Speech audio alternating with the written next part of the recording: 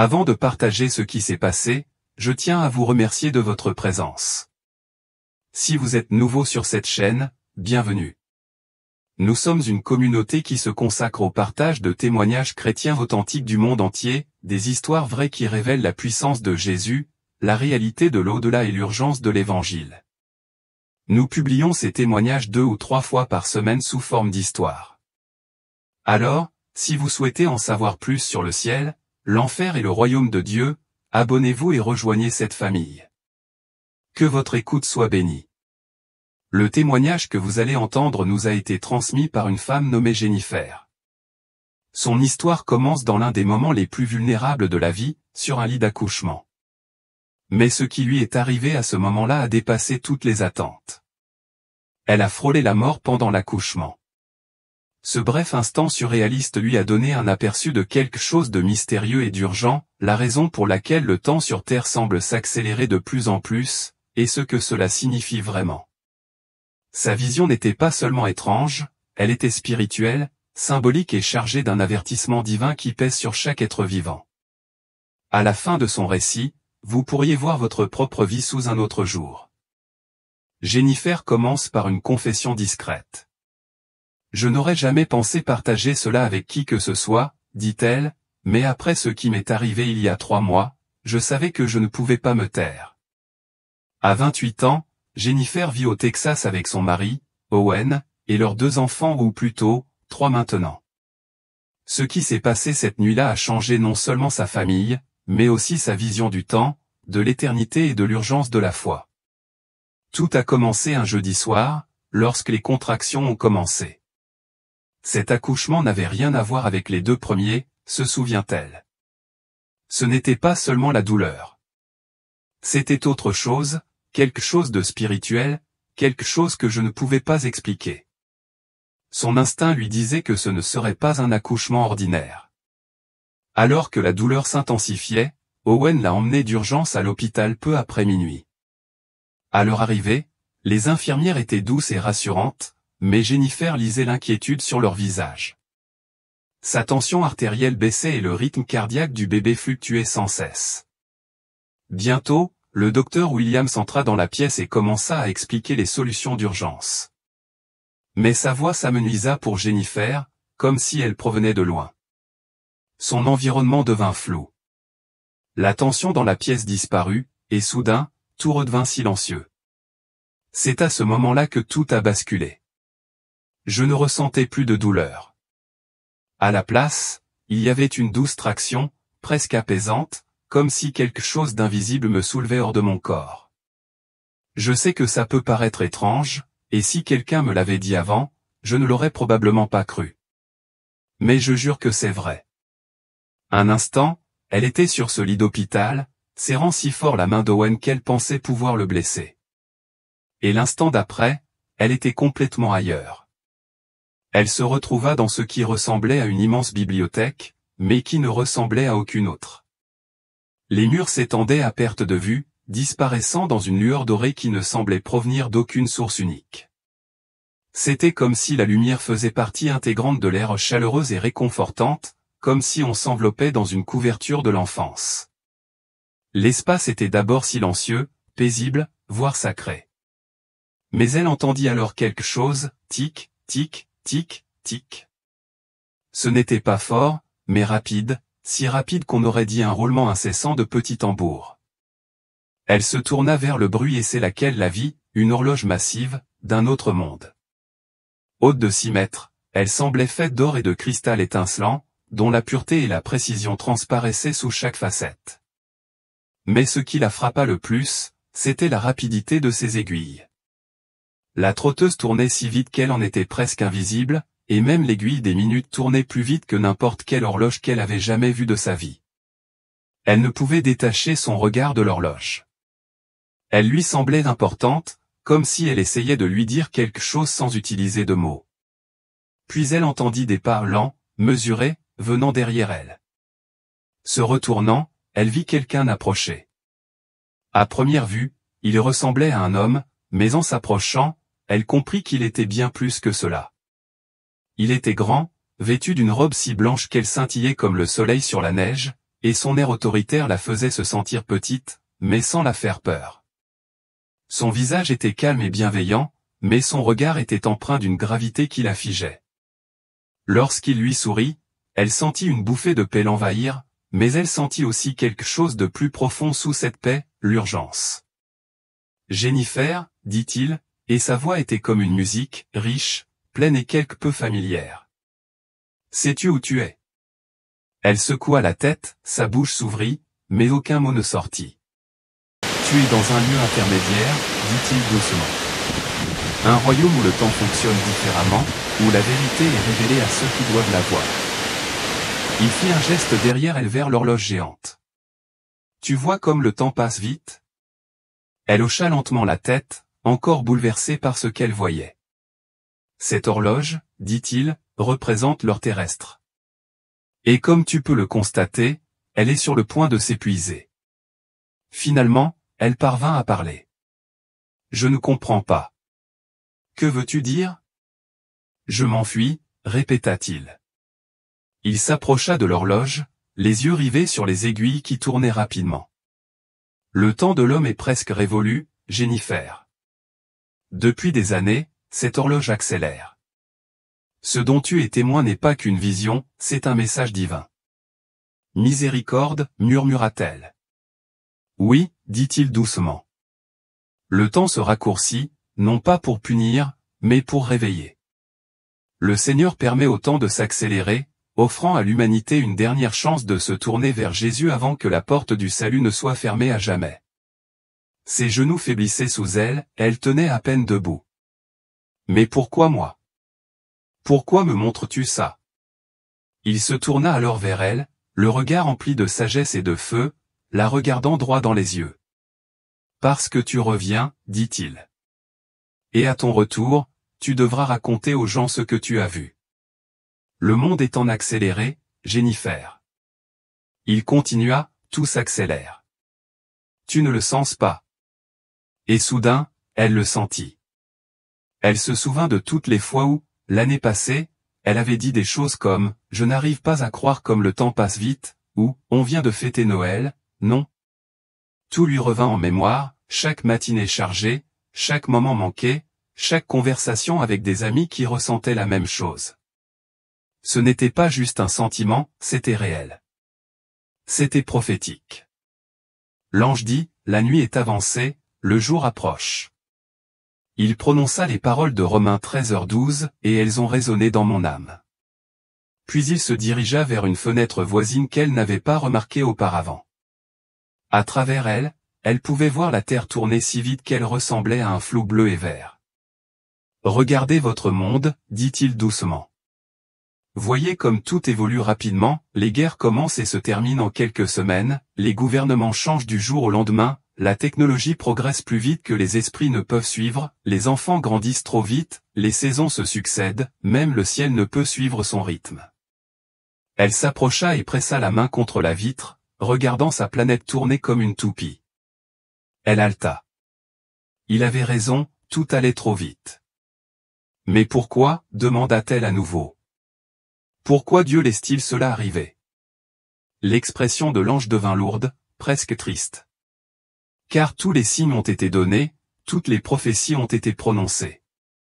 Les avertissements sont partout, guerre et rumeurs de guerre, tremblements de terre en divers endroits, famine, épidémie, l'amour qui se refroidit, l'apparition de faux prophètes.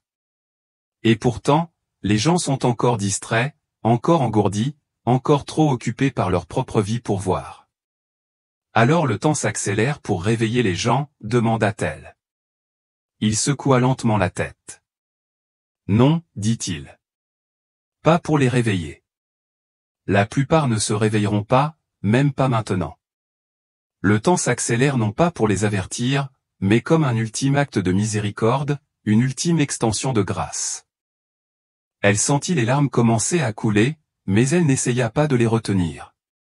Elle resta là, silencieuse, les larmes coulant sur ses joues, complètement anéantie par ce qu'elle venait d'entendre. Son esprit essayait encore de traiter les mots, mais il savait déjà qu'ils étaient vrais. L'ange reporta son regard sur l'horloge, qui semblait maintenant tourner encore plus vite qu'avant aussi tant et que ce fut possible. Elle sentit l'urgence l'envahir, épaisse comme un brouillard, mais plus lourde, plus spirituelle que physique. Combien de temps reste-t-il? Demanda-t-elle doucement, la voix tremblante. Il ne répondit pas tout de suite, ses yeux restèrent fixés sur l'horloge. Lorsqu'il parla enfin, ses mots avaient le poids de l'éternité. Je ne peux te dire ni le jour ni l'heure, cette connaissance appartient au Père seul. Mais ce que je peux te dire, c'est que le temps est bien plus court que la plupart des gens ne le pensent. Elle déglutit difficilement, sa poitrine lui faisait mal, non pas à cause de la peur, mais d'un soudain sentiment de responsabilité. Que suis-je censé faire avec tout ça? Demanda-t-elle. Comment je peux porter un truc pareil?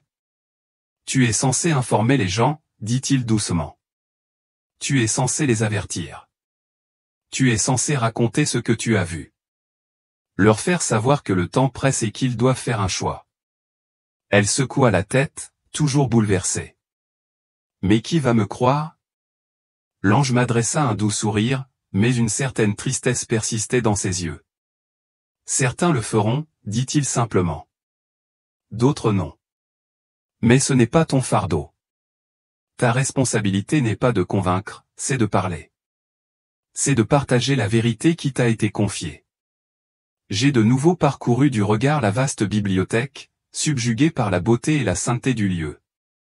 Puis je l'ai regardé. Pourquoi moi, ai-je demandé. Pourquoi ai-je été choisi pour voir cela? Il s'approcha et baissa la voix, comme s'il voulait que ces mots s'ancrent profondément dans mon cœur. Parce que tu te soucies des autres. Parce que tu ne fuis pas la vérité, même quand elle est inconfortable, parce que tu es sur le point de donner naissance à une nouvelle vie. Et les mères comprennent l'urgence comme personne. Tu as été choisi non pas parce que tu es parfaite, mais parce que ton cœur est disposé. À ces mots, un déclic s'est produit en moi, et je me suis souvenu, mon bébé, j'étais en travail. Mon bébé va bien, ai-je demandé, la panique commençant à monter. Elle va bien, dit calmement l'ange. Tu vas donner naissance à une petite fille en bonne santé, mais tu dois l'élever en sachant que Jésus peut revenir à tout moment. Tu dois élever tous tes enfants avec cette vérité. Apprends-leur à vivre dans la préparation. J'ai cligné des yeux, essayant d'imaginer à quoi cela ressemblerait. Comment je fais ça, ai-je demandé. Il m'a regardé dans les yeux avec une profonde compassion. Vous leur enseignez l'espoir, a-t-il dit. Vous leur enseignez que le retour de Jésus n'est pas quelque chose à craindre si vous le connaissez. Vous leur enseignez qu'être prêt ne signifie pas être anxieux. Cela signifie vivre chaque jour avec amour, avec bienveillance, avec foi. Cela signifie rester éveillé dans un monde endormi. Il s'approcha encore plus, et je sentis le poids de ces mots dans mes os. Jennifer, il y a autre chose que je veux que tu comprennes. Le monde dans lequel tu retournes va te sembler différent. Le temps te paraîtra encore plus rapide. Les événements se succéderont à une vitesse fulgurante. Les catastrophes naturelles seront plus fréquentes. Des conflits surgiront de nulle part. La technologie évoluera plus vite que le cœur humain ne peut le suivre. Tout aura l'impression d'avancer à une vitesse inimaginable. J'ai hoché la tête lentement, absorbant chaque mot. Pourquoi, ai-je demandé une fois de plus, sachant que la réponse se formait déjà dans mon cœur. Parce que la fin approche, a-t-il dit. Le retour de Jésus-Christ est imminent. Et l'ennemi, Satan, le sait. Il sait que son temps est compté, et il fait donc des heures supplémentaires pour tromper le plus de gens possible avant la fin. Malgré la chaleur et la lumière du lieu, j'ai ressenti un frisson soudain. La réalité de ces paroles m'a envahi plus profondément que tout ce que j'avais connu. Comment savoir ce qui est vrai, ai-je demandé. Comment me protéger, moi et mes enfants, de la tromperie? Restez proche de Jésus, a-t-il dit. Vous lisez sa parole. Vous priez constamment. Vous cheminez en communion avec d'autres croyants et vous n'oubliez jamais ce que vous avez vu ici. N'oubliez jamais ce qui vous a été montré. Laissez-le guider vos pas, même lorsque le monde semble bruyant et confus. Puis il tendit la main et la posa doucement sur mon épaule. La chaleur de ce contact irradia en moi, telle une paix et un feu à la fois. Il est temps pour toi de rentrer, dit-il doucement. Ta fille est prête à naître et ta famille a besoin de toi. Attends, dis-je, la panique reprenant de plus belle. J'ai encore tellement de questions. Tu auras le temps de chercher les réponses, dit-il avec un petit sourire. Mais n'oublie pas que le temps est compté. Utilise-le à bon escient. Et avec cela, la sensation d'attraction revint seulement, elle m'attirait vers le bas. La brillante bibliothèque commença à s'estomper.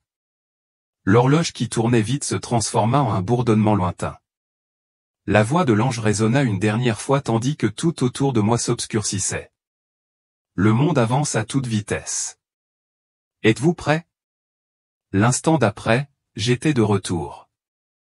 Les lumières de la chambre d'hôpital étaient vives et cliniques, et mon corps était lourd, comme rempli de pierres. J'ouvris lentement les yeux, désorienté. Tout autour de moi était flou au début les visages, les machines, les mouvements mais j'entendis ensuite sa voix. Elle est réveillée, murmura Owen, les larmes aux yeux. Sa main serra la mienne plus fort qu'avant, et je vis l'émotion se lire sur son visage. Le docteur Williams se tenait à proximité, tenant un petit paquet enveloppé de roses. Vous nous avez fait une petite frayeur, dit-il avec un sourire de soulagement. Mais vous allez vous en sortir tous les deux. Puis il m'a tendu ma fille. Je l'ai regardée pour la première fois et, sans réfléchir, le nom m'est sorti comme un souffle. Espoir, ai-je murmuré. Elle s'appelle Hope, répéta Owen en se penchant, la voix tremblante. Tandis que je la serrais dans mes bras, quelque chose en moi se transforma. La chaleur de son corps était réelle vivante, apaisante mais je ne pouvais ignorer ce que je venais d'observer, l'ange, l'horloge, l'urgence. Tout cela s'accrochait à moi comme une seconde peau. Dans les heures et les jours qui ont suivi, j'ai commencé à remarquer quelque chose d'étrange, quelque chose d'inattendu. Le temps ne semblait plus normal. Il ne s'écoulait plus comme avant. C'était subtil au début, mais une fois remarqué, je ne pouvais plus l'ignorer. Les infirmières venaient me voir, et 5 minutes plus tard, elles étaient de retour, alors que 30 minutes s'étaient écoulées. Mes repas semblaient arriver presque aussitôt après le dernier. Les horloges numériques sur les murs de l'hôpital semblaient trop rapides comme si elles fonctionnaient à une vitesse de 1,25 ou 2,5 fois supérieure, comme on regarde une longue vidéo quand on est pressé. Même les conversations semblaient précipitées, comme si nous essayions tous de suivre un rythme que nous n'avions pas convenu. Quand nous sommes enfin rentrés à la maison, le sentiment s'est intensifié. Les jours ont filé. J'allonguais Hope pour la sieste, je clignais des yeux, et elle pleurait à nouveau pour avoir du lait. Je regardais Sarah et Mike, mes aînés, et je jurais qu'ils grandissaient à chaque fois qu'ils entraient dans la pièce. Je pensais que j'imaginais des choses jusqu'à ce qu'un matin, ma fille de 8 ans lève les yeux vers moi pendant que nous prenions le petit déjeuner et me demande, « Maman, pourquoi tout semble si rapide ces derniers temps ?» Je me suis arrêté, la cuillère en l'air. « Que veux-tu dire, chérie ?»« Je ne sais pas, » dit-elle. J'ai l'impression que quelqu'un a appuyé sur le bouton d'avance rapide. Hier, j'ai eu l'impression que ça n'avait duré que 5 minutes. Je la fixais, le cœur battant. C'était ça, c'était exactement ce que je ressentais. Et j'ai su à cet instant qu'il était temps. Je devais commencer à dire la vérité sur ce que j'avais vu. J'ai pris sa petite main. « Sarah, ai-je dit doucement, puis-je te dire quelque chose d'important ?» Elle hocha la tête. « Tu te souviens quand on a parlé de Jésus? De son retour un jour ?» Elle hocha de nouveau la tête. « Eh bien, dis-je, je pense que ce jour-là pourrait arriver plus tôt que prévu. C'est pourquoi tout semble si rapide. Dieu permet au temps d'aller plus vite pour donner aux gens une dernière chance de le choisir. » Ses yeux s'écarquillèrent. « Tu as peur, maman ? » Je l'ai prise dans mes bras et je l'ai serrée fort. « Non, ma puce, je n'ai pas peur. Si tu aimes Jésus, son retour est la plus belle chose au monde. Mais nous devons nous assurer que nous sommes prêts, et que ceux que nous aimons le sont aussi. Cette conversation avec Sarah n'était qu'un début. Les jours suivants, j'ai commencé à m'ouvrir à Owen. Au début, il ne savait pas quoi en penser. Il attribuait cela aux hormones, au stress, voire à un rêve intense. Mais au fil des jours, même lui a commencé à ressentir le changement. C'était indéniable. Un soir, alors que nous étions assis sur le canapé pendant que les enfants jouaient dans l'autre pièce, il s'est tourné vers moi et m'a dit, « Tu sais, j'ai vraiment l'impression que tout va 2 fois plus vite, comme si nos vies passaient en accéléré. » J'ai hoché lentement la tête. C'est exactement ce que l'ange m'a dit. Depuis cette nuit-là, quelque chose a changé en nous deux. Nous avons recommencé à consacrer du temps à des choses que nous avions l'habitude de remettre à plus tard. Nous avons recommencé à lire la Bible ensemble, à prier à voix haute en famille, à parler de Dieu aux enfants non pas simplement comme d'une idée, mais comme d'une personne réelle, proche. Nous avons commencé à regarder l'actualité différemment, non pas par peur, mais par discernement. Et partout où nous regardions, nous en avons vu la confirmation, tremblements de terre, inondations, incendies, chaos politique, avancée soudaine en IA et en technologie. Ce n'était pas une simple perception. C'était une réalité. Le monde était véritablement en accéléré. Et au fond de moi, je savais que je ne pouvais plus me taire. Je savais que je ne pouvais pas garder pour moi ce que j'avais vécu. Ce n'était pas qu'un rêve. Ce n'était pas qu'un sentiment. C'était une rencontre divine. On m'avait confié un message trop urgent pour l'ignorer. Alors, petit à petit, j'ai commencé à partager. J'ai commencé avec mes proches, ma sœur Lisa, quelques amis proches, quelques femmes de l'église. Je ne les ai pas attaqués avec fracas. Je leur ai simplement raconté ce qui s'était passé, comment j'avais quitté mon corps pendant l'accouchement, comment j'avais vu une horloge géante tourner à toute vitesse dans une bibliothèque hors de ce monde, comment un être rayonnant, un ange, m'avait expliqué que le temps presse, que Dieu comprime le temps par miséricorde pour donner au plus grand nombre une dernière chance de se tourner vers Jésus avant qu'il ne soit trop tard. Certaines personnes étaient polies mais distantes, on le voyait dans leurs yeux, ce regard subtil qui disait « Je tiens à toi », mais ça a l'air intense. D'autres souriaient et hochaient la tête, puis changeaient rapidement de sujet. Et puis il y avait les rares qui écoutaient vraiment. Lisa fut la première à vraiment m'entendre. Nous étions assis sur sa véranda, sirotant un café comme toujours, quand je lui ai raconté toute l'histoire du début à la fin. Elle ne m'a pas interrompu une seule fois. Quand j'ai eu fini, elle s'est adossée à sa chaise, les yeux levés vers le ciel, et m'a dit, « Tu sais quoi, Jen ? Moi aussi, je le ressens, ce temps file, comme si quelque chose d'important arrivait, comme si le monde était entraîné vers quelque chose de rapide. » J'ai poussé un profond soupir de soulagement. « Alors, qu'est-ce que tu vas faire ?» demanda-t-elle, les larmes aux yeux. « Je vais me préparer, » ai-je répondu. « Je vais m'assurer que mes enfants sont prêts. Je vais arrêter de jouer avec ma foi au fini les demi-mesures. À partir de maintenant, tout est dans ma vie. » Entendre cela valait chaque conversation gênante, chaque lever de yeux au ciel, chaque moment d'hésitation. Car c'est précisément le but de mon retour, aider les gens à comprendre que c'est réel, que c'est urgent. Il ne s'agit pas de peur, de religion ou de règles, il s'agit d'éternité, d'amour, de ne plus perdre une minute. L'effet d'entraînement a été lent, mais il a commencé à prendre de l'ampleur. Une amie qui n'avait pas ouvert sa Bible depuis des années s'est remise à lire. Un couple de notre église a commencé à prier ensemble tous les soirs. Une femme m'a envoyé un courriel quelques jours après que je lui ai parlé, me disant que quelque chose avait changé en elle, qu'elle ne pouvait s'empêcher de penser à l'heure. Tout le monde ne m'a pas cru. Certains ont pensé que j'exagérais, d'autres ont mis en cause les hormones, l'épuisement ou la confusion postpartum. Et je comprends, vraiment. Ce qui m'est arrivé défie la logique, cela transgresse nos habitudes de vie et de mort. Mais je ne suis pas là pour argumenter ou convaincre. Ce n'est pas mon rôle. Mon rôle est de dire la vérité, et la vérité est la suivante, le temps passe plus vite, le monde change rapidement et Jésus reviendra bientôt.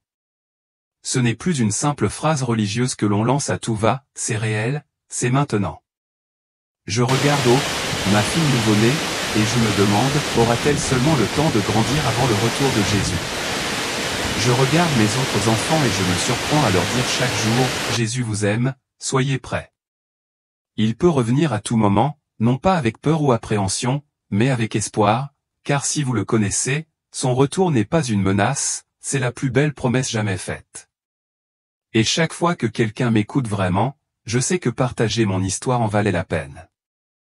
Depuis que j'ai commencé à raconter mon histoire d'abord à voix basse, puis à voix haute, j'ai vu quelque chose changer, non seulement en moi, mais aussi chez les gens qui m'entourent. Des personnes que je n'aurais jamais imaginées ouvertes aux conversations sur Dieu, des personnes que je croyais fermées, sceptiques ou poliment distantes, ont commencé à poser des questions. Parfois, elles viennent doucement, prudemment, avec ce regard qui semble espérer que je ne les prenne pas pour des fous de s'interroger. D'autres fois, elles restent assises en silence, écoutant plus longtemps qu'à l'habitude, sans parler beaucoup, mais avec une pensée claire. Il n'y a pas eu de déferlement de conversion spectaculaire ni de crise émotionnelle dans les cafés. Non, ce que j'ai vu était plus calme, plus profond, plus subtil. Mais je le sais quand je le vois, la graine a été plantée, quelque chose a bougé dans leur cœur. Et j'ai fini par comprendre que peut-être toute cette vocation consiste en réalité à semer des graines avant qu'il ne soit trop tard. L'ange ne m'a pas dit de discuter avec les gens ni d'imposer ma foi à qui que ce soit. Il ne m'a pas dit d'aller prouver mon expérience ou de me défendre. Il m'a simplement dit de dire la vérité, de témoigner, d'être fidèle à ce qu'on m'a montré. C'est tout. Alors c'est ce que je fais. Même quand c'est gênant, même quand les gens s'agitent mal à l'aise sur leur chaise ou font des blagues pour oublier ce que je viens de dire, même quand quelqu'un me sourit mais que son regard dit « je ne te crois pas », je le dis quand même. Je partage quand même. Parce que j'ai appris que certains cœurs ont des cœurs silencieux, cachés, inattendus sont prêts.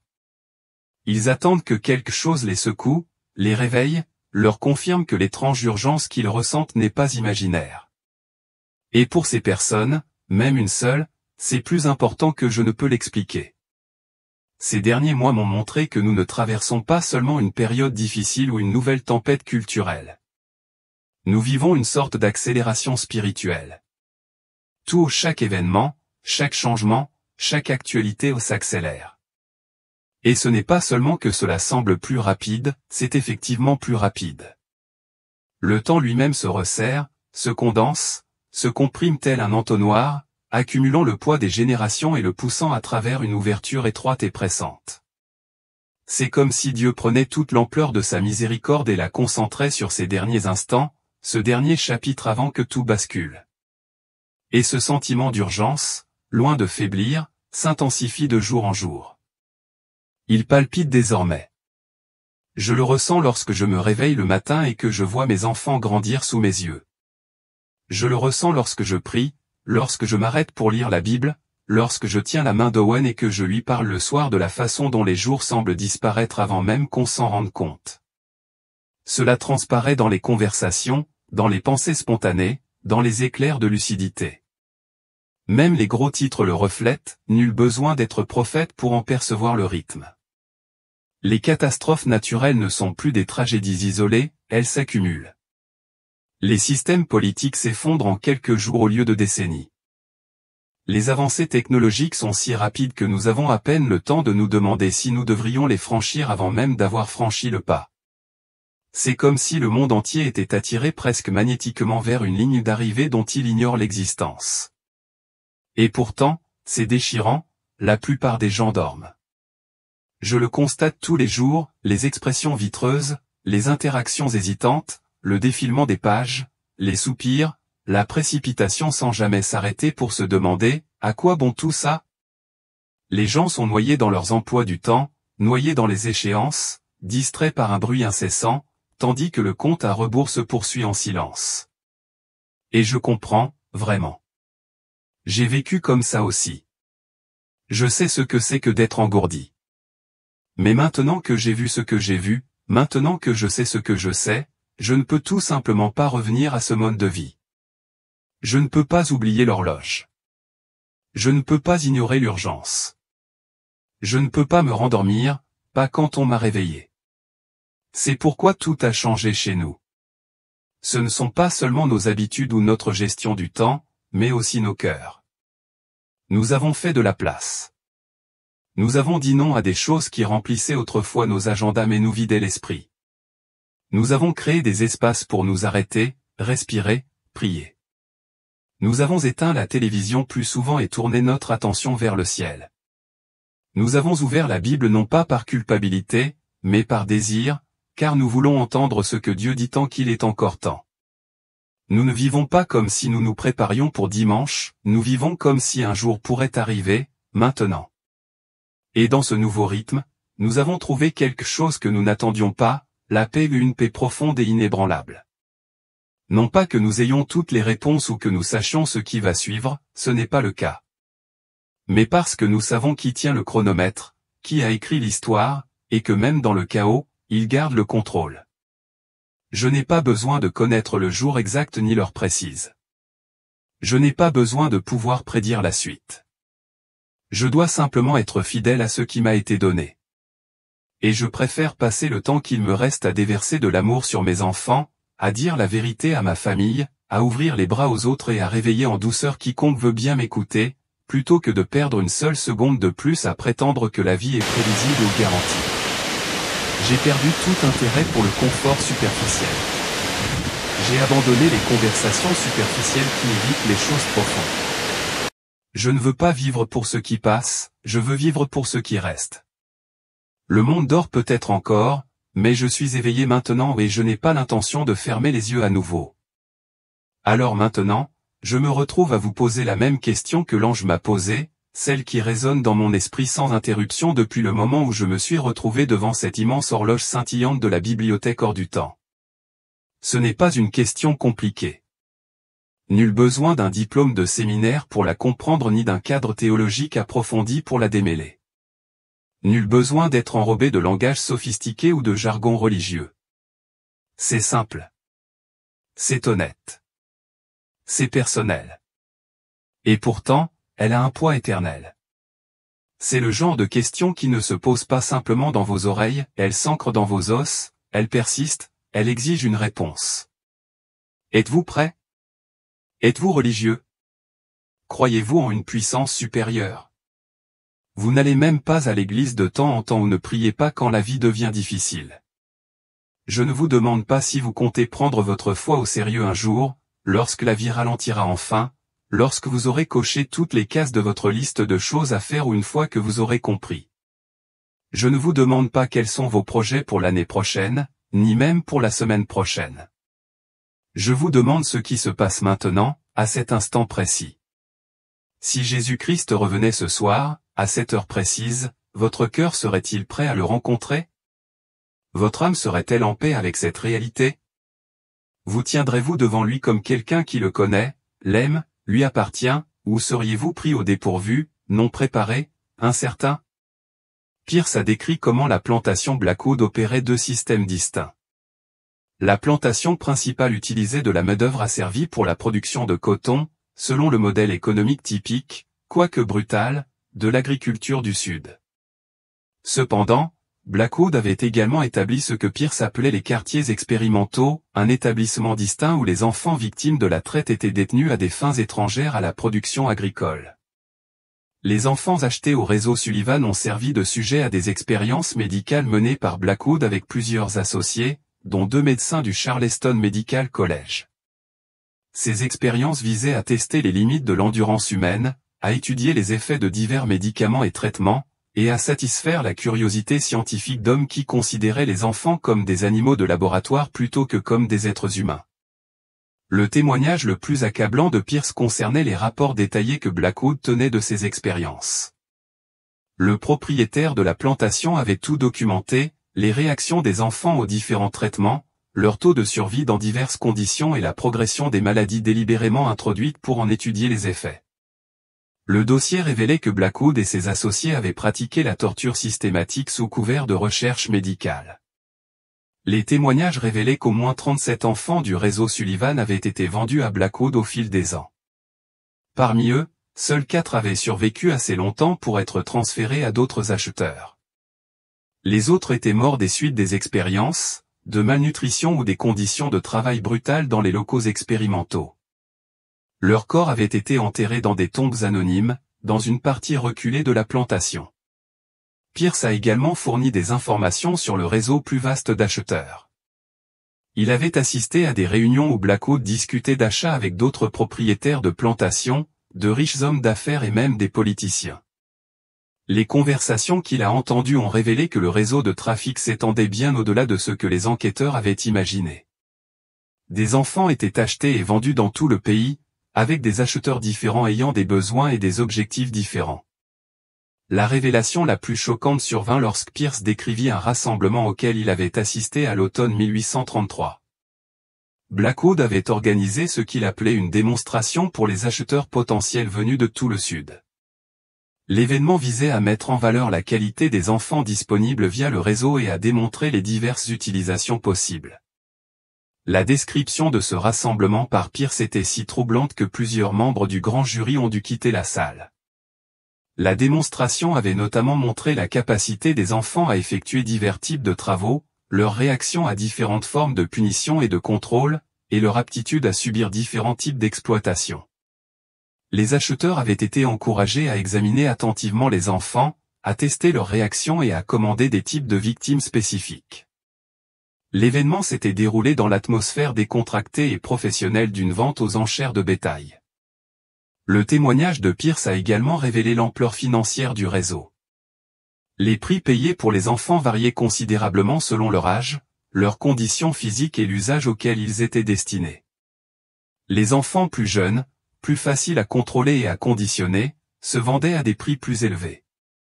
Les enfants présentant des caractéristiques ou des capacités physiques spécifiques étaient vendus à des prix élevés. Le montant total des sommes impliquées dans le réseau était estimé à des centaines de milliers de dollars, une fortune pour l'époque.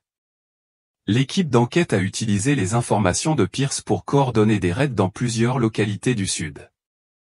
Des agents fédéraux, en collaboration avec les forces de l'ordre locales, ont simultanément frappé des plantations, des entrepôts et d'autres lieux où étaient détenus des enfants victimes de la traite. Les raids ont été menés en secret afin d'empêcher la destruction de preuves et la fuite des principaux auteurs. Les résultats de ces opérations coordonnées furent stupéfiants. Plus d'une centaine d'enfants supplémentaires furent secourus dans divers lieux. Des preuves matérielles furent saisies, documentant l'étendue du réseau de trafic, notamment des documents financiers, de la correspondance et des registres détaillés des achats et des ventes. Plusieurs personnalités furent arrêtées, dont Henry Blackwood, 2 médecins du Charleston Medical College et un législateur de Géorgie, l'un des principaux clients du réseau. Les preuves saisies lors des perquisitions ont dressé le tableau d'une injustice systématique qui a choqué la nation. Le réseau de trafiquants opérait depuis plus de 30 ans, impliquait des dizaines d'acheteurs et de vendeurs importants et avait fait des centaines de victimes parmi les enfants. Le niveau d'organisation et de sophistication était sans précédent pour une entreprise criminelle de l'époque. Les expériences médicales menées par Blackwood et ses associés furent documentées avec une précision effroyable. Les archives montraient que les expérimentateurs avaient délibérément infecté des enfants avec des maladies pour étudier leur évolution, tester divers poisons et toxines, et pratiquer des interventions chirurgicales sans anesthésie ni formation médicale adéquate. Les enfants avaient été traités comme des sujets de recherche jetables, leur vie n'avait de valeur que pour les connaissances scientifiques qu'ils pouvaient tirer de leur souffrance. L'enquête a également révélé la corruption qui avait rendu ce réseau possible. Des responsables d'orphelinats, d'hospices et d'administration locale avaient été soudoyés pour fournir des enfants ou fermer les yeux sur leur disparition. Des juges avaient été payés pour déclarer des enfants abandonnés ou approuver des adoptions qui étaient en réalité des ventes. Certains agents des forces de l'ordre avaient même été impliqués dans la dissimulation de preuves et l'intimidation de témoins. La procédure judiciaire qui s'ensuivit allait s'éterniser pendant des années, les procureurs peinant à rendre justice aux victimes de crimes commis dans plusieurs États et juridictions. La complexité de l'affaire, combinée à la richesse et aux relations politiques de nombreux accusés, rendait les poursuites extrêmement difficiles. Plusieurs accusés clés échappèrent à la condamnation pour des raisons techniques ou grâce à l'influence d'alliés puissants. Cependant, la révélation publique du réseau de traite a eu des conséquences profondes qui ont dépassé les procédures judiciaires. L'affaire Sullivan a été le catalyseur de la première législation fédérale relative à la traite et à la maltraitance des enfants. Elle a conduit à des réformes de la surveillance des orphelinats et des maisons de retraite, ainsi qu'à la mise en place de nouvelles protections juridiques pour les enfants vulnérables. La résolution définitive de l'affaire Sullivan prit près de 5 ans, mais son impact sur la société américaine fut immédiat et profond. La réaction du public aux révélations fut marquée par une fascination horrifiée, mêlée à une détermination à empêcher que de telles atrocités ne se reproduisent. Les journaux de tout le pays couvraient l'affaire avec un niveau de détail sans précédent, de nombreuses publications consacrant des numéros entiers aux conclusions de l'enquête. Les enfants survivants ont dû affronter un long et difficile chemin vers la guérison. La plupart avaient été détenus pendant des années et n'avaient aucun souvenir de leur vie antérieure.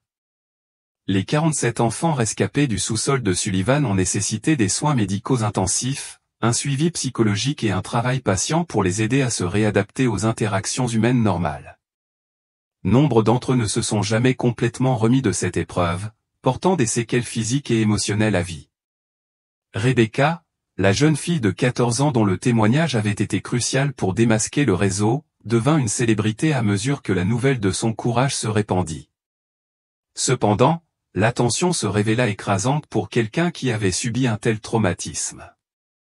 Elle fut finalement placée dans une famille Quaker en Pennsylvanie, qui lui offrit le calme et le soutien nécessaires à sa guérison. Rebecca vécut jusqu'à 73 ans, se maria et fonda sa propre famille, mais elle ne reparla plus jamais publiquement de son expérience après son témoignage au procès. Les poursuites judiciaires révélèrent l'ampleur de la corruption qui avait permis l'existence du réseau de trafiquants. Ezra Sullivan, capturé lors du premier raid, fut reconnu coupable de multiples chefs d'accusation d'enlèvement, d'emprisonnement et de meurtre. Il fut exécuté par pendaison à Richmond le 15 novembre 1836, devant une foule de plus de 3000 personnes. Ses derniers mots, selon des témoins, furent un aveu d'avoir suivi la voie du diable et une demande de pardon aux enfants qu'il avait aidés à torturer. Le procès d'Henry Blackwood fit sensation, révélant les dessous sombres de la Société des plantations du Sud. Les dossiers médicaux saisis dans sa plantation apportèrent des preuves de torture et de meurtres systématiques qui choquèrent même les observateurs les plus aguerris. Blackwood fut reconnu coupable de multiples meurtres et condamné à mort, mais son exécution fut retardée de plusieurs années par des appels et des manœuvres politiques. Il mourut finalement en prison en 1841, apparemment d'une crise cardiaque bien que certains soupçonnèrent qu'il ait été empoisonné par des associés qui craignaient qu'il ne révèle d'autres secrets. Les 2 médecins du Charleston Medical College qui avaient participé aux expériences furent radiés de la profession médicale et condamnés à de lourdes peines de prison. Leurs cas donnèrent lieu à de nouvelles réglementations régissant la recherche médicale et le traitement des sujets humains. Le collège médical lui-même fut confronté à un scandale qui faillit entraîner sa fermeture, les enquêteurs révélant que plusieurs autres membres du corps enseignant étaient au courant des expériences illégales, mais ne les avaient pas signalées. L'aspect le plus frustrant de l'enquête résidait dans le nombre d'individus influents ayant échappé à la justice malgré des preuves évidentes de leur implication. Plusieurs riches propriétaires de plantations ont fui en Europe avant d'être arrêtés.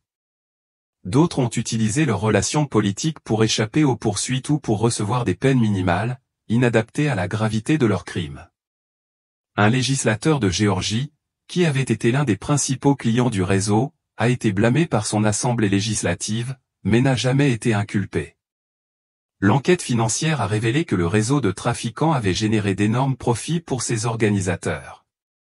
Constant Sullivan avait à lui seul accumulé plus de $12 000 de bénéfices en 20 ans d'activité, soit l'équivalent de plusieurs centaines de milliers de dollars en monnaie moderne. Une grande partie de cet argent n'a jamais été retrouvée, car elle avait été investie dans des entreprises légitimes ou dissimulée sur des comptes que les enquêteurs n'ont pas pu retrouver. La ferme Sullivan elle-même devint le symbole des horreurs découvertes. La propriété fut saisie par le gouvernement et finalement vendue aux enchères, mais personne ne voulait vivre dans un lieu associé à un tel fléau. La maison fut démolie en 1845, et le sous-sol fut bétonné et scellé définitivement. Un petit cimetière fut établi sur le site pour commémorer les enfants qui y étaient morts, bien que la plupart de leurs noms soient restés inconnus. Cette affaire a donné lieu à d'importantes réformes en matière de protection de l'enfance. la Virginie a adopté les premières lois complètes de protection de l'enfance de l'histoire américaine, instaurant une surveillance gouvernementale des orphelinats et exigeant une vérification des antécédents pour toute personne souhaitant adopter ou s'occuper d'un grand nombre d'enfants. Je me souviens du son lointain des sirènes des navires et du fragile espoir que quelque chose de bon naissait peut-être au milieu de ce bain de sang. Mais soudain, tout s'est effondré. Une explosion a ravagé le bâtiment. Je n'ai pas vu la lumière, seulement le feu. Je n'ai pas entendu de cris, seulement un rugissement assourdissant qui a effacé toute signification. Je ne me souviens plus de ce qui s'est passé ensuite. Mon corps a été retrouvé plus tard enseveli sous les décombres, s'accrochant à peine à la vie. Mais ce dont je me souviens, c'est de ce que mon âme a vécu. Au moment où mon cœur s'est arrêté de battre, la première chose que j'ai ressentie a été la pesanteur ou une étrange délivrance, comme si j'avais été libéré d'un fardeau que j'ignorais porter. La douleur avait disparu. La peur s'était évanouie. J'entendais des voix autour de moi ou des professionnels de la santé énonçant des chiffres et des pathologies, mais leurs paroles étaient lointaines, impuissantes. Je n'étais plus dans ce monde. Je m'élevais, et tout en dessous de moi rétrécissait comme une photographie qui s'estompe. Puis vint la traversée.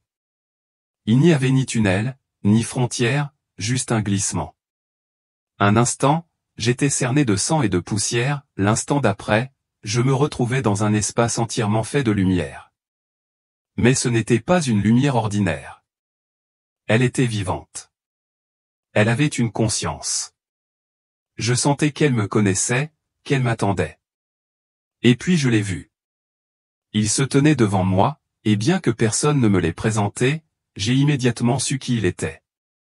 C'était Yeshua, Jésus, le Messie que nous attendions depuis longtemps et que j'avais rejeté toute ma vie. Mais il ne ressemblait en rien au tableau ou au film. Il était plus réel que tout ce que j'avais connu. Son regard était à la fois feu et haut perçant, mais sans agressivité. Je suis tombé à genoux sans qu'on me le dise. Lorsqu'il a parlé, sa voix n'a pas pénétré mes oreilles, elle a traversé mon esprit. « David, a-t-il dit, je t'ai amené ici parce que le temps presse. Tu vas être témoin de ce qui doit se dérouler avant le 15 juillet 2025. Ce que tu verras sera réel, et tu dois le raconter. » J'aurais voulu répondre, mais je n'ai pas pu. J'étais démoralisé. Puis tout autour de moi a commencé à changer. Le ciel s'est ouvert devant moi, et j'ai été transporté dans une série de visions si vives et personnelles qu'elles ont marqué mon âme. J'ai vu des gens de tous horizons, jeunes et vieux, hommes et femmes. Certains rayonnaient de paix, tandis que d'autres semblaient vides, tels des coquillages ambulants. Quelques-uns portaient une lumière intérieure, d'autres étaient enveloppés d'une brume spirituelle terne. Certains des plus brillants portaient des haillons, tandis que ceux qui portaient de beaux vêtements et tenaient des textes religieux semblaient souvent ternes. La différence entre eux n'était pas extérieure. Elle était spirituelle, et elle était évidente. Jésus leva la main et dit, « Regarde bien, David. Parmi ceux-ci, il y en a qui sont à moi. Mais beaucoup disent seulement me connaître. Ce qui les sépare ne se voit pas à l'œil nu, mais cela se verra bientôt. Nous avons marché parmi eux, et la vérité est devenue évidente. Ceux qui lui appartenaient véritablement avaient en eux quelque chose d'inimitable.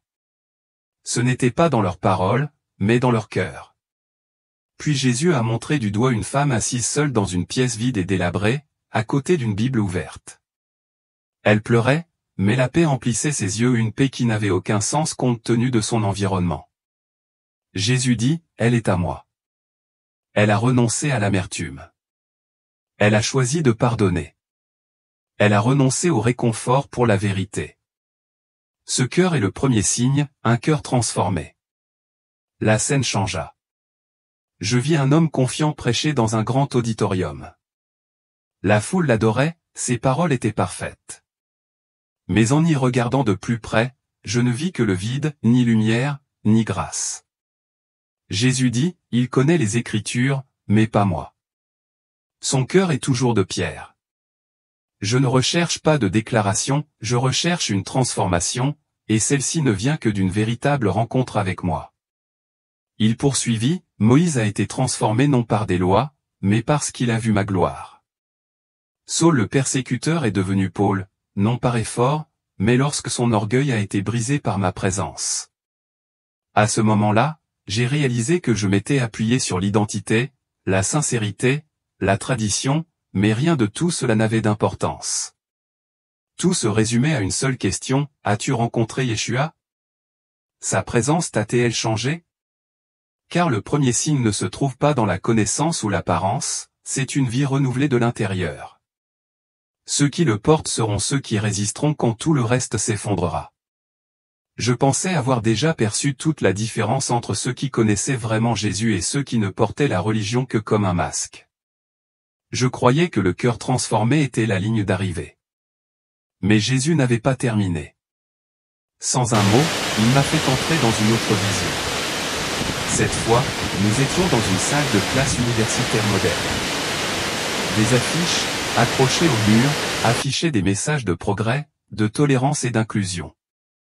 Un jeune professeur se tenait debout, confiant, prononçant une conférence qui, de prime abord, semblait réfléchie et édifiante, mais quelque chose clochait. Il parlait de Dieu, certes, mais pas du Dieu de vérité. Sa vision de la foi était taillée pour le confort, remodelée pour s'adapter aux normes culturelles, soigneusement vidée de toute offense. C'était beau, mais c'était creux. Jésus s'est tourné vers moi et m'a dit, le deuxième signe qui me caractérise est celui-ci, un amour inébranlable pour la vérité. Non pas la vérité qui plaît aux foules, mais la vérité qui tient bon même quand elle coûte cher. La scène s'est déplacée dans une grande église. Un pasteur bien habillé a prêché devant une foule enthousiaste, parlant d'amour, de réussite et de pensée positive. Son message était raffiné et populaire, mais j'ai vu le vide qui se cachait derrière. Il n'y avait ni croix, ni repentance, ni feu. Jésus a murmuré, là où la vérité est présente, la croix est aussi là. Mais ici, il n'y a ni croix ni changement, seulement du réconfort. Puis j'ai vu un autre homme assis seul sur un banc devant une synagogue en ruine. Ses vêtements étaient simples, son visage usé. Les gens passaient sans écouter, certains se moquant. Pourtant, il parlait avec audace, proclamant la parole immuable de Dieu. Jésus m'a regardé et m'a dit, celui-ci est à moi. Il aime la vérité plus que sa réputation, plus que sa propre paix. Il ne recherche que mon approbation. La vision s'est déroulée rapidement. J'ai vu des églises réécrire des textes sacrés pour s'adapter aux tendances culturelles, des chefs religieux éviter les passages difficiles des Écritures, des croyants transiger sur leurs convictions pour conserver leur emploi ou éviter d'être catalogués. Les hommes qui défendaient autrefois la vérité adoucissaient désormais chaque mot pour rester acceptés. Jésus a dit, le temps de la neutralité est révolu. Chaque mot compte désormais. Chaque choix a un poids éternel. J'ai vu des familles divisées, des parents délaisser l'Évangile pour se conformer aux croyances de leurs enfants, des enseignants remplacer la vérité par des philosophies vagues et sur certains compromis par le chagrin, d'autres sans arrière-pensée. Tous ont perdu quelque chose de sacré. Jésus déclara alors, beaucoup pensent qu'ils peuvent m'aimer tout en aimant le monde, qu'ils peuvent défendre la vérité tout en la niant par commodité. Mais ce n'est pas de l'amour, c'est une trahison. Les miens ne vendent pas la vérité pour obtenir des applaudissements, l'approbation ou la sécurité. Ils ne s'agenouillent pas devant les idoles du temps. Il m'a montré une jeune femme qui venait de perdre son emploi pour avoir refusé de signer un acte contraire à sa foi. Elle était assise seule, mais en paix. Jésus a dit, elle ne sait pas encore ce que je lui ai préparé, mais elle a choisi la vérité, et je suis avec elle. Tandis que je regardais, les paroles d'Isaïe résonnaient en moi, malheur à ceux qui appellent le mal bien et le bien mal. Jésus l'a confirmé, ces paroles se révèlent maintenant. La confusion devient loi, mais les miennes ne sont pas confuses, car elles portent l'esprit de vérité. Puis il m'a regardé, non pas avec jugement, mais avec une autorité sacrée qui ne laissait aucune place à la dissimulation. David, a-t-il demandé, donneras-tu tout pour la vérité? Parleras-tu quand le silence est attendu? Aimeras-tu ma parole plus que ta propre image? Ces questions me poursuivent encore. Elles ne s'adressaient pas qu'à moi, elles nous concernent tous. Car lorsque la vérité commencera à vous coûter tout, vous serez révélés. de nos jours, seuls ceux qui aiment profondément la vérité survivront. Après avoir été témoin des 2 premiers signes, un cœur transformé et un amour inébranlable pour la vérité, je pensais avoir tout vu. Mais j'avais tort. Sans un mot, Jésus m'a conduit dans un lieu unique. C'était silencieux, sacré. L'air même semblait respirer la prière. Il n'y avait ni bruit, ni chaos, seulement la sainteté.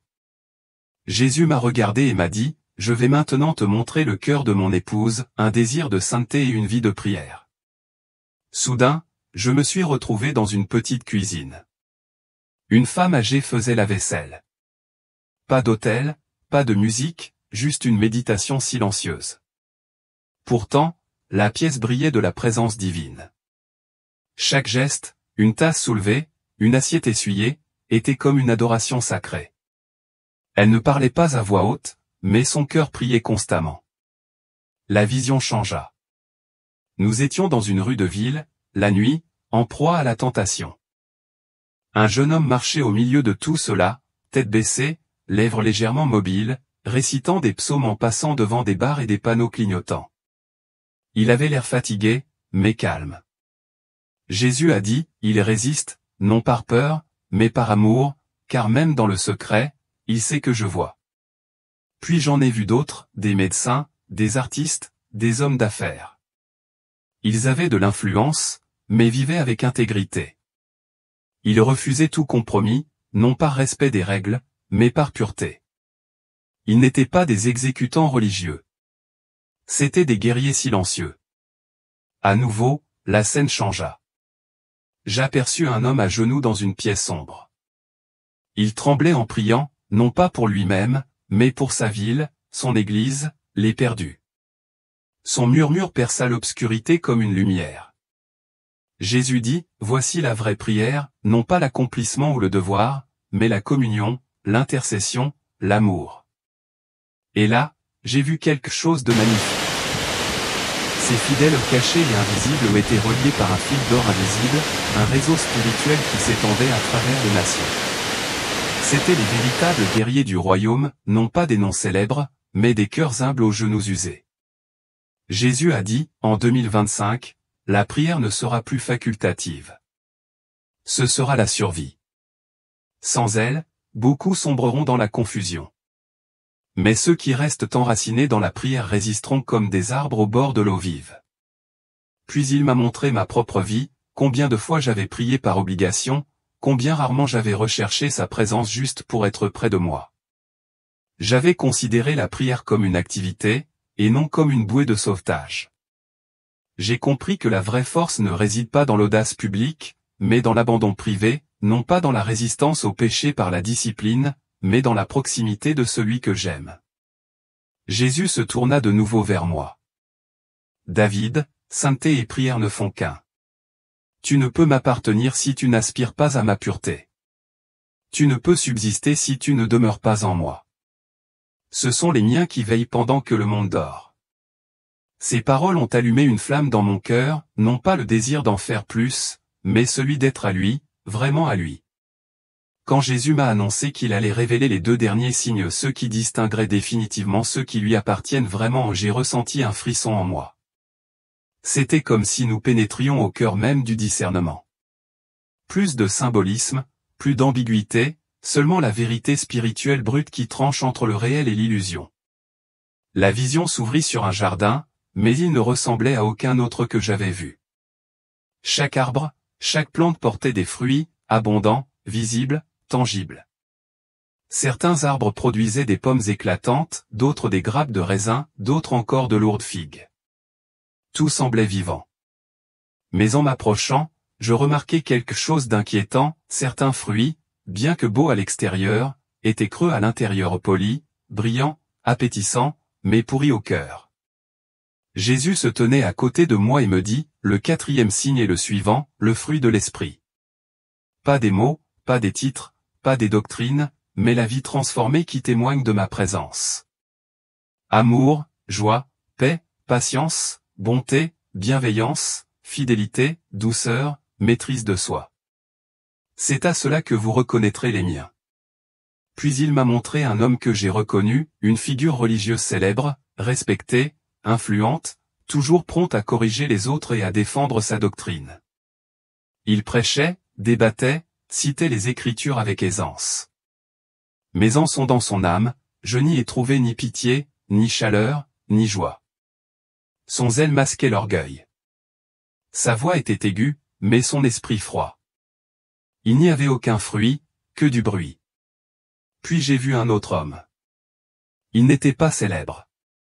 Ce n'était pas un prédicateur. C'était juste un père. Chaque matin, il se levait tôt pour prier. Il travaillait de longues heures pour subvenir aux besoins de sa famille. Il ne parlait pas de Dieu à voix haute, mais vivait avec une intégrité tranquille. À son retour, son fils courut le prendre dans ses bras. Il régnait dans cette maison de paix une paix inexplicable. Jésus sourit et dit, « Il est à moi, non pas à cause de ses paroles, mais à cause du fruit de sa vie. » Il ne cherche pas à impressionner, il cherche à aimer.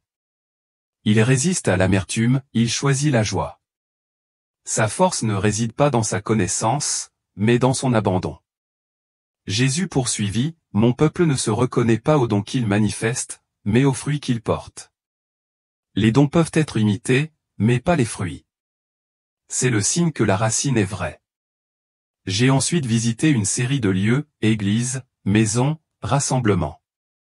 Certains étaient vibrants de l'extérieur, des chorales chantaient, des lumières scintillaient, des messages pleins de charisme. Mais j'ai remarqué quelque chose qui manquait, pas de pardon, pas de patience, pas de compassion, juste une activité sans vie. Puis j'ai vu d'autres communautés, petites, humbles, cachées. Les gens partageaient des repas, priaient les uns pour les autres, pleuraient et riaient ensemble. Ce n'était pas parfait, mais il y avait de la chaleur, de la sincérité. On y ressentait l'esprit. Jésus me regarda de nouveau et dit, « Beaucoup parlent en mon nom, mais mon esprit ne les a jamais touchés. » C'est facile de faire semblant, facile de faire semblant.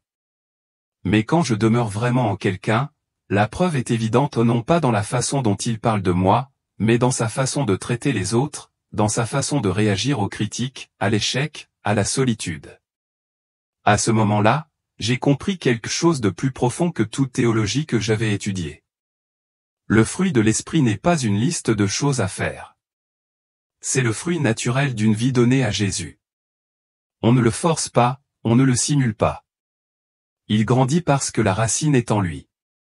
Et s'il n'y a pas de fruit, alors, quelle que soit la force de la voix, la justesse de la doctrine ou l'admiration suscitée par la tribune, il manque quelque chose d'essentiel. Sans fruit, nous ne sommes rien d'autre qu'une performance. Puis la vision changea à nouveau, et je sentis l'atmosphère changer instantanément. La lumière baissa.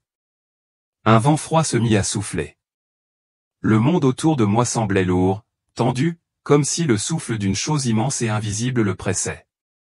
Tout semblait au bord d'un grand tournant, quelque chose d'irréversible, de définitif. Jésus m'a regardé et m'a dit, « Je vais maintenant te montrer le 5e signe, la séparation. Pas celle dont on parle en théorie, pas celle qu'on imagine depuis le confort. C'est le moment où ce qui était caché sera révélé, où la frontière entre le vrai et le faux deviendra indéniable. » Et j'ai vu l'année 2025 se dérouler devant moi tel un parchemin ancien. Les villes tremblaient sous la tension.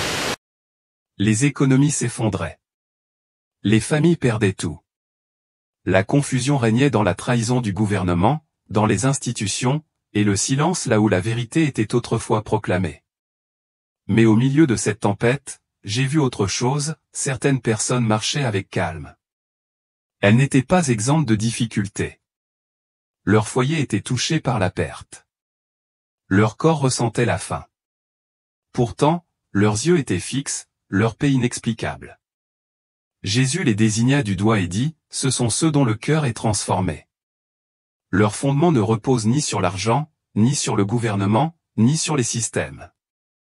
Il est en moi. Ils ne s'attachent pas à ce qui périt. Ils ne sont pas ébranlés lorsque le monde s'effondre. Leur sécurité ne réside pas dans ce qu'ils possèdent, mais dans ce qu'ils sont devenus. » J'ai vu un père partager son dernier pain avec son voisin, sachant que ses propres enfants avaient encore faim. J'ai vu une mère s'agenouiller auprès de ses ennemis, priant pour leur salut. J'ai vu un homme âgé refuser une épouse qui aurait pu sauver son avenir, choisissant plutôt de marcher dans la vérité et d'endurer la souffrance. En chacun d'eux, j'ai perçu la même lumière intérieure. Ils n'étaient pas parfaits, mais ils avaient changé. Jésus reprit la parole, sa voix résonnant comme le tonnerre, adoucie par l'amour, ceux qui m'appartiennent sont déjà marqués par le ciel. Ils ne vivent plus pour eux-mêmes, mais pour moi. Et à ce moment précis, à l'approche du 15 juillet, la différence deviendra évidente. Ceux qui sont transformés résisteront. Ceux qui ne le seront pas tomberont. Cette dernière phrase m'a frappé comme un coup de marteau non pas par peur, mais par lucidité. La bataille spirituelle n'allait pas venir, elle était déjà là. La survie ne dépendrait pas de la force, de la richesse ou de l'intellect. Elle dépendrait de ce qui se cachait au fond de l'âme. J'ai soudain compris quelque chose qui m'avait manqué toute ma vie, il ne suffit pas de survivre à la guerre mondiale, il faut aussi survivre à la guerre pour son esprit. Et à cet instant, j'ai su que ce n'était pas une métaphore. C'était un compte à rebours, un tri, une séparation sacrée déjà en cours. Jésus me regarda avec une gravité qui m'a fait taire. Au début, il n'y avait pas de mots, seulement le poids de ce qu'il allait me révéler. Puis il dit, « Je vais maintenant te montrer le 6e signe, le plus caché, le plus décisif, le sceau de Dieu. » Aussitôt, ma vision a changé. J'ai vu le quotidien se dérouler, des femmes sur les marchés, des enfants à l'école, des hommes en uniforme marchant dans les rues. Tout semblait normal. Mais soudain, quelque chose a changé, mes yeux se sont ouverts à une réalité plus profonde. Certaines personnes portaient une marque ou une empreinte lumineuse sur le front. Elle était invisible pour ceux qui les entouraient, mais dans leur esprit, elle flamboyait comme un feu. Ce n'était ni un tatouage, ni un symbole, c'était vivant. Elle vibrait d'une présence divine. Jésus a dit, « Ceci est mon sceau. C'est le signe de ceux qui m'appartiennent vraiment. Il ne se mérite pas. Il ne s'achète pas. Il ne se transmet pas. Il est le fruit de l'obéissance, de l'abandon et d'une véritable communion avec moi. Il n'est donné ni aux religieux ni aux orgueilleux, mais à ceux dont le cœur est mien. » Puis il m'a montré ce que signifiait l'absence de ce sceau. J'ai vu des hommes et des femmes profondément religieux, certains même des leaders, d'autres respectés par leur communauté. Ils étaient convaincus d'appartenir à Dieu, mais ne portaient aucune marque. Spirituellement, ils étaient déstabilisés, confus, facilement influençables. Sous la pression, ils ont fait des compromis. Lorsque la tromperie a balayé le pays, ils l'ont suivi. Leurs convictions se sont effondrées. Leur loyauté s'est estompée. J'ai vu des églises se diviser, des congrégations se déchirer, des communautés spirituelles entières séduites non par un mal évident, mais par des signes et des prodiges éclatants qui ne venaient pas de l'Esprit de Dieu. Ils semblaient miraculeux, mais sous-jacent se cachait une fausse puissance, un esprit séducteur envoyé pour tromper même les sincères. Jésus a dit, en 2025, ce sceau sera le seul élément qui fera la différence entre ceux qui résistent et ceux qui tombent, entre ceux qui survivent spirituellement et ceux qui seront engloutis par le système à venir. Il ne sera pas visible à l'œil nu, mais dans le monde spirituel, il sera aussi clair qu'un éclair dans un ciel sombre et l'ennemi sait exactement qui porte mon sceau, et c'est là qu'il frappera le plus fort. Ces paroles me transpercèrent. Je le regardais en tremblant, et une question surgit du plus profond de moi même si elle n'était pas formulée à voix haute, mais il l'entendit tout de même, « Seigneur, comment puis-je savoir si j'ai ce sceau ?»